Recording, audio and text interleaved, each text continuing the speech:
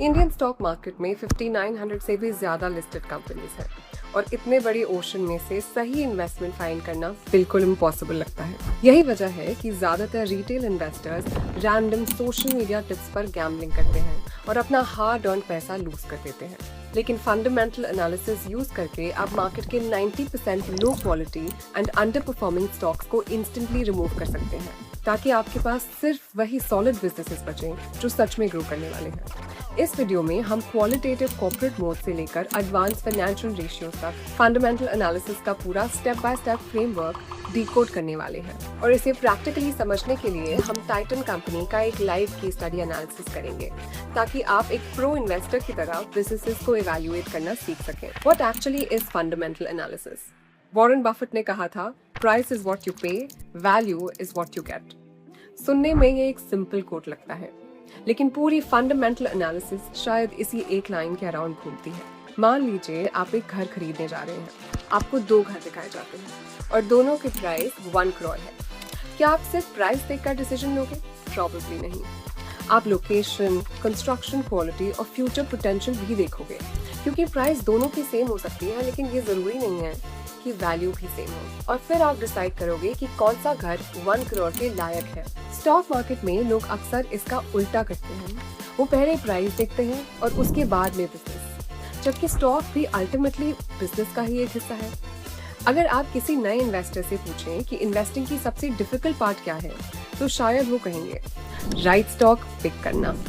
वहीं एक experienced investor अलग जवाब देंगे, वो कहेंगे कि बिजनेस को समझना, क्योंकि स्टॉक मार्केट में इंफॉर्मेशन की कमी नहीं है। हर दिन न्यूज़ है, टारगेट्स हैं, रेकमेंडेशंस हैं, प्राइस मूवमेंट्स हैं। यहाँ प्रॉब्लम ये है कि इंफॉर्मेशन तो है, लेकिन उसे इंटरप्रेट नहीं करना आता, और यही फंडामेंटल एनालिसिस का काम है। फंडामेंटल एनालिसिस एक फ्रेमवर्क है जो आपको प्राइस के पीछे हिडन बिजनेस को समझने में हेल्प करता है। कंपनी पैसा कैसे कमाती है, कंपटीशन से अलग क्या करती है, ग्रोथ कहाँ से आएगी, मैनेजमेंट कैसी है, और सबसे इम्पोर्टेंट बिजनेस की एक्चुअल वैल्यू और मार्केट प्राइस के बीच कितना गैप है। फंडामेंटल एनालिसिस का फोकस स्टॉक पर नहीं, उस बिजनेस पर होता है जो उस स्टॉक के पीछे खड़ा है, क्योंकि बिजनेस समझे बिना प्राइस को समझना मुश्किल है। Types of fundamental analysis. Usually जब भी फंडामेंटल एनालिसिस की बात होती है, लोग सीधा रेशियोज पर जंप करते हैं, जैसे पी, आरओई, डेट, मार्जिन वगैरह। लेकिन एनालिसिस सिर्फ नंबर्स से नहीं होती। अगर इन्वेस्टिंग सिर्फ नंबर्स से होती तो हर मैथ्स टीचर एक सक्सेसफुल इन्वेस्टर होता।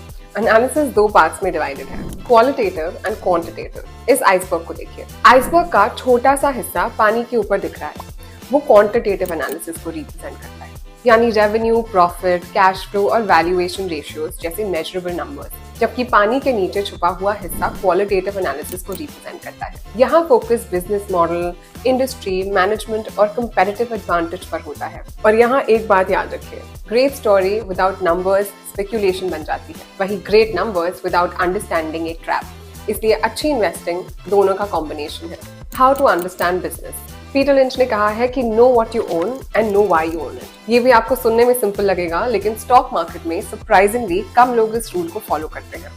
नेटफ्लिक्स पर एक मूवी देखने से पहले लोग ट्रेलर, रेटिंग्स और रिव्यूज सब चेक करते हैं, लेकिन स्टॉक खरीदते वक्त 1-2 हेडलाइंस पढ़कर मान लेते हैं कि कंपनी समझ आ गई।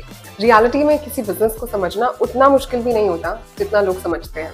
चलिए टाइटन कंपनी का एग्जांपल लेते हैं। अगर मैं आपसे पूछूं टाइटन क्या करती है, काफी लोग बोलेंगे वॉच कंपनी है, ज्वेलरी में भी है। ये आंसर सही है, बट इनकम्प्लीट है। फंडामेंटल एनालिसिस का पहला लेसन ही ये है कि लेबल्स अक्सर बिजनेसेस को ओवर सिंप्लीफाई कर देते हैं। जब आप टाइटन की एनुअल रिपोर्ट देखेंगे, तब पता चलता है कि कंपनी सिर्फ वॉच और ज्वेलरी बिजनेस में नहीं है, वो वेयरेबल्स, आईवेयर और कई कंज्यूमर कैटेगरीज में भी अपनी प्रेजेंस रखती है। सेगमेंट्स याद रखने से ज्यादा जरूरी ये समझना है कि बिजनेस पैसा कहाँ से कमाता है और ग्रोथ कहाँ से आ सकती है, क्योंकि जब तक आप ये नहीं समझते, तब तक रेशियोज भी आधी स्टोरी ही बताएंगे। और यही बहुत सारे इन्वेस्टर्स गलती करते हैं, वो स्प्रेडशीट एनालाइज करते हैं, बिजनेस नहीं। Industry analysis. अब मान लीजिए आपको बिजनेस समझ आ गया, पर क्या इससे एनालिसिस कंप्लीट हो गया? नहीं, एक ही इंडस्ट्री में काम करने वाली कंपनीज अक्सर सिमिलर अपॉर्चुनिटीज और चैलेंजेस फेस करती हैं। इसीलिए एनालिसिस कंपनी से आगे बढ़कर इंडस्ट्री तक भी जाना चाहिए। टाइटन को ही देखिए, इंडिया में ज्वेलरी इंडस्ट्री काफी बड़ी है और इसमें ग्रोथ अपॉर्चुनिटीज भी नजर आती है। जनवरी 2026 तक इंडिया का जेम्स एंड ज्वेलरी मार्केट लगभग 7.3 लाख करोड़ का हो चुका है। लेकिन सिर्फ मार्केट बड़ा होना ही काफी नहीं है। यहाँ सवाल ये है कि अगर ये बिजनेस इतना अट्रैक्टिव है तो हर दूसरा ज्वेलर टाइटन क्यों नहीं बन पाता। इसी पॉइंट को समझने के लिए पोर्टर का फ्रेमवर्क यूजफुल है। फ्रेमवर्क का ऑब्जेक्टिव सिंपल है। क्या नए कंपेटिटर्स आसानी से मार्केट एंटर कर सकते हैं? क्या कस्टमर्स के पास इतनी बार्गेनिंग पावर है कि वो मार्जिन्स को प्रेशर में डाल दें? क्या सप्लायर्स बिजनेस को इन्फ्लुएंस कर सकते हैं? क्या कोई सब्स्टिट्यूट प्रोडक्ट डिमांड को डिस्टर्ब कर सकता है?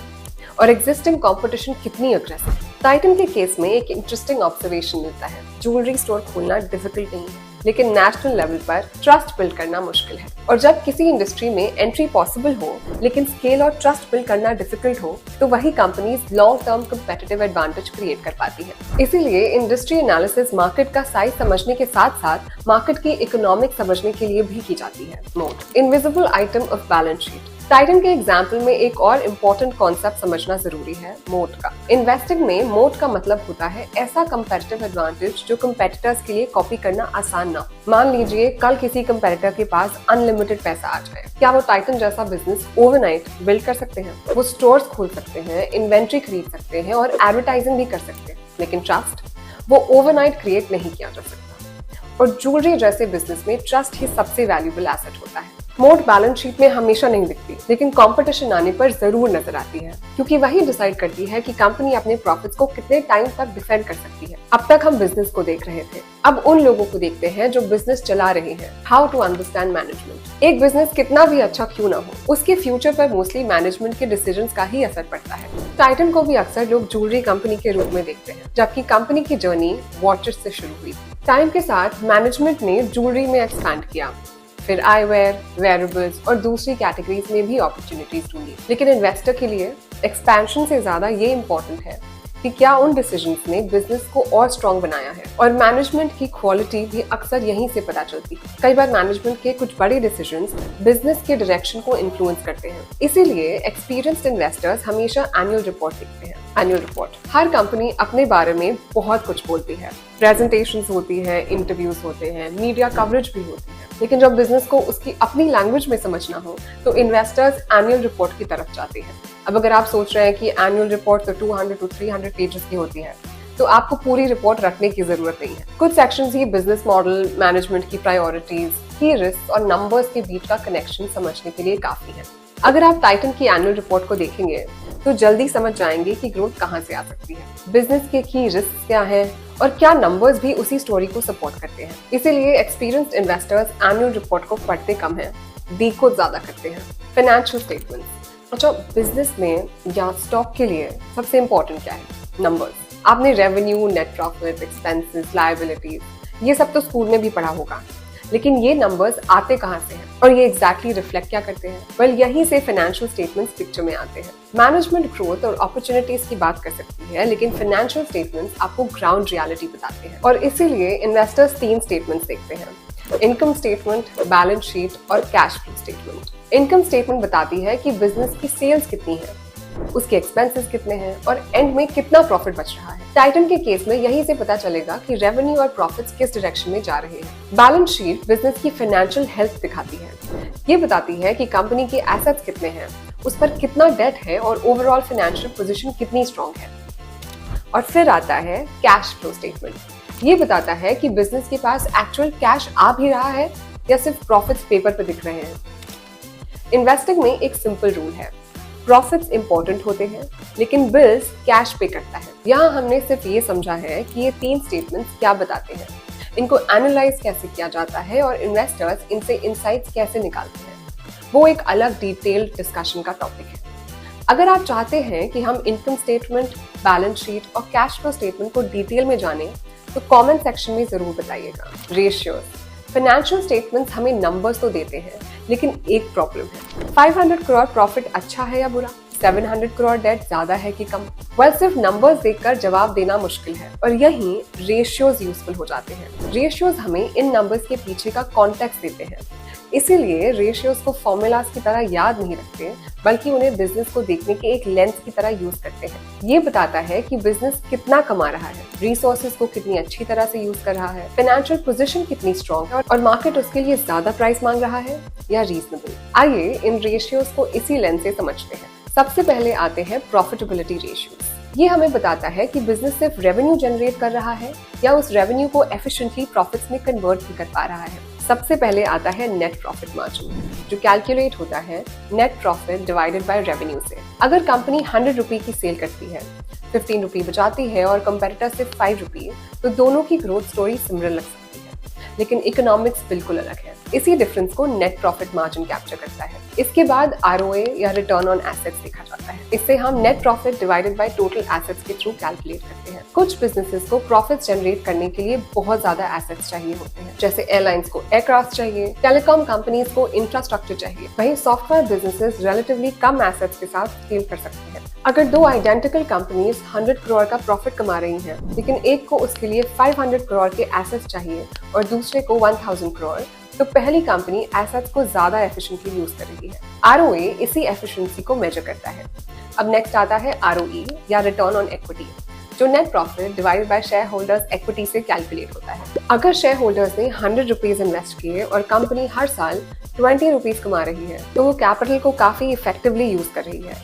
इसीलिए इन्वेस्टर्स आरओई को क्लोजली ट्रैक करते हैं। हाँ, एक चीज का ध्यान रखना जरूरी है, हाई आरओई हमेशा स्ट्रॉन्ग बिजनेस का सिग्नल नहीं होता। कभी कभी उसके पीछे ज्यादा डेट भी हो सकता है। आगे बढ़ते हैं एफिशिएंसी रेशियोज की तरफ। Capital efficiency. एफिशिएंसी रेशियोज ये बताते हैं कि बिजनेस अपने रिसोर्सेज को कितनी इफेक्टिवली यूज कर रहा है। Inventory turnover ratio. Inventory turnover ratio दिखाता है कि स्टॉक कितनी जल्दी सेल हो रहा है। अगर एक रिटेलर 1000 करोड़ का इन्वेंट्री साल में 10 बार सेल कर देता है, जबकि दूसरा सिर्फ 3 बार, तो पहले रिटेलर का स्टॉक ज्यादा एफिशिएंटली यूज हो रहा है। इसी एफिशिएंसी को इन्वेंट्री टर्नओवर मेजर करता है। Generally higher turnover efficient operations और स्ट्रॉन्ग डिमांड का सिग्नल होता है। वहीं रिसीवेबल्स टर्नओवर, जो revenue divided by average receivables होता है, बताता है कि कंपनी कस्टमर से पेमेंट्स कितनी एफिशिएंटली कलेक्ट कर रही है। दो कंपनीज 100 करोड़ की सेल्स करती है, लेकिन एक कंपनी 30 डेज में पेमेंट कलेक्ट कर लेती है और दूसरी को 120 डेज लगते हैं। रेवेन्यू सेम है, लेकिन कैश फ्लो की क्वालिटी बिल्कुल अलग है। अगर कलेक्शन स्लो हो, तो ये डिमांड या कस्टमर क्वालिटी से जुड़ी प्रॉब्लम्स का अर्ली वार्निंग साइन हो सकता है। Liquidity ratios.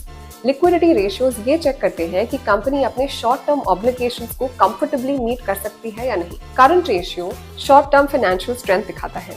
अगर कंपनी को अगले 12 महीनों में 100 रुपीज देने हैं और उसके पास सिर्फ 70 रुपीज की लिक्विड रिसोर्सेज हैं, तो स्ट्रेस आ सकता है।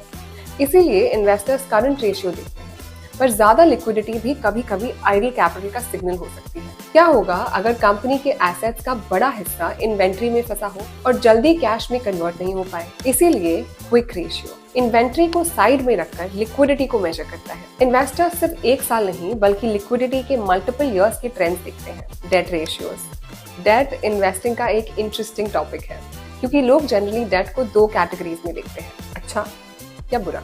डेट रेशियोज ये बताते हैं कि बिजनेस ग्रोथ के लिए कंपनी शेयर होल्डर्स के पैसों पर ज्यादा डिपेंड करती है या बोरोड मनी पर। डेट टू इक्विटी रेशियो, जो total date divided by share holders equity से कैलकुलेट होता है, ये डेट के लेवल को मेजर करता है। ज्यादा लेवरेज रिटर्न्स को बूस्ट कर सकता है, लेकिन रिस्क भी बढ़ाता है। दो कंपनीज के पास 100 करोड़ की इक्विटी है, एक पर 50 करोड़ का डेट है और दूसरी पर 300 करोड़ का। दोनों ग्रो कर सकती हैं, लेकिन डाउन टर्न में रिस्क दोनों का बिल्कुल अलग है। इंटरेस्ट कवरेज रेशियो ये दिखाता है कि कंपनी अपने इंटरेस्ट पेमेंट्स कितनी कंफर्टेबली कवर कर सकती है। लो कवरेज फाइनेंशियल स्ट्रेस का वार्निंग साइन हो सकता है। अगर कंपनी 100 करोड़ का ऑपरेटिंग प्रॉफिट कमा रही है और इंटरेस्ट एक्सपेंस 10 करोड़ है, तो कवरेज 10 टाइम्स कर सकते हैं। लेकिन अगर इंटरेस्ट ही 50 करोड़ हो, तो प्रॉफिट्स में छोटी सी गिरावट भी टेंशन क्रिएट कर सकती है। अब तक हम बिजनेस को देख रहे थे, अब चलते हैं वैल्यूएशन की तरफ। Valuation ratios. वैल्यूएशन रेशियोज हमें बताते हैं कि मार्केट उस बिजनेस के लिए क्या प्राइस लगा रही है। सबसे कॉमन रेशियो है पीई रेशियो। ये बताता है कि इन्वेस्टर्स कंपनी के आज के प्रॉफिट्स और कल की ग्रोथ के लिए कितनी प्राइस देने को तैयार है। मान लीजिए एक स्टॉक 100 रुपीज का है और कंपनी 5 रुपीज कमा रही है, दूसरा भी 100 रुपीज का है लेकिन कंपनी 10 रुपीज कमा रही है। मार्केट दोनों को सेम प्राइस क्यों दे रहा है?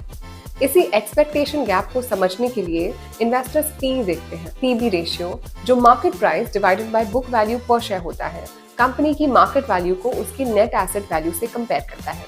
अगर कंपनी के नेट एसेट्स 100 रुपीज के हैं और मार्केट उसके लिए 300 रुपीज देने को तैयार है, तो सवाल उठता है कि मार्केट एक्स्ट्रा 200 रुपीज किस चीज के लिए पे कर रहा है, ब्रांड, ग्रोथ या मोट। पीबी इसी डिस्कशन की शुरुआत करता है। और लास्टली डिविडेंड यील्ड, ये बताता है कि इन्वेस्टर को स्टॉक प्राइस के अगेंस्ट कितनी कैश इनकम मिल रही है। अगर दो स्टॉक्स की प्राइस सेम है लेकिन एक ज्यादा कैश डिविडेंड दे रहा है, तो इन्वेस्टर को बेटर इनकम मिल सकती है। डिविडेंड यील्ड इसी इनकम रिटर्न को मेजर करता है, लेकिन वैल्यूएशन रेशियोज को हमेशा कॉन्टेक्स्ट में देखना चाहिए, क्योंकि हर सस्ता स्टॉक बार्गेन नहीं होगा और हर महंगा स्टॉक ओवर वैल्यूड नहीं होता। रिस्क एनालिसिस, अगर आप किसी इन्वेस्टर से पूछें कि वो किसी स्टॉक में इंटरेस्टेड क्यों है, तो जवाब यूजुअली ग्रोथ और अपॉर्चुनिटी से शुरू होगा। लेकिन एक्सपीरियंस्ड इन्वेस्टर्स साथ ही रिस्क को भी देखेंगे, क्योंकि हर इन्वेस्टमेंट के साथ रिस्क भी आते हैं। कंपटीशन बढ़ सकता है, रेगुलेशंस चेंज हो सकते हैं, मैनेजमेंट एग्जीक्यूशन डिसअपॉइंट कर सकती है या इंडस्ट्री डायनामिक्स ही शिफ्ट हो सकते हैं। इसीलिए रिस्क एनालिसिस सिर्फ स्टोरीज पर नहीं, नंबर्स पर भी फोकस करता है। Investors debt levels, interest coverage ratio, earnings volatility, cash flow consistency और कस्टमर कंसंट्रेशन जैसे इंडिकेटर्स को देखते हैं, ताकि समझ सकें कि बिजनेस किन सिचुएशंस में स्ट्रगल कर सकता है। तो अगर इस पूरी डिस्कशन से एक चीज याद रखनी हो, तो वो ये है कि सक्सेसफुल इन्वेस्टिंग का सीक्रेट स्टॉक मार्केट को प्रिडिक्ट करना नहीं है। सीक्रेट ये है कि आप जिस बिजनेस में इन्वेस्ट कर रहे हैं उसे मार्केट से बेटर समझते हैं। इसीलिए फंडामेंटल एनालिसिस फ्यूचर प्रिडिक्ट करने का टूल नहीं है, ये सिर्फ अनसर्टेनिटी को रिड्यूस करने का एक फ्रेमवर्क है। जितना ज्यादा आप बिजनेस को समझते हैं, उतना ही कम आप हेडलाइंस, ओपिनियंस और डेली प्राइस मूवमेंट्स पर डिपेंड करते हैं, क्योंकि एंड में लॉन्ग टर्म रिटर्न्स की फाउंडेशन स्ट्रॉन्ग बिजनेसेस ही बना पाते हैं। और फंडामेंटल एनालिसिस का पूरा ऑब्जेक्टिव भी वही है, प्राइस के पीछे छुपे बिजनेस को देखना, समझना और फिर इन्फॉर्म डिसीजन लेना। Investment in securities market are subject to market risks. Read all the related documents carefully before investing.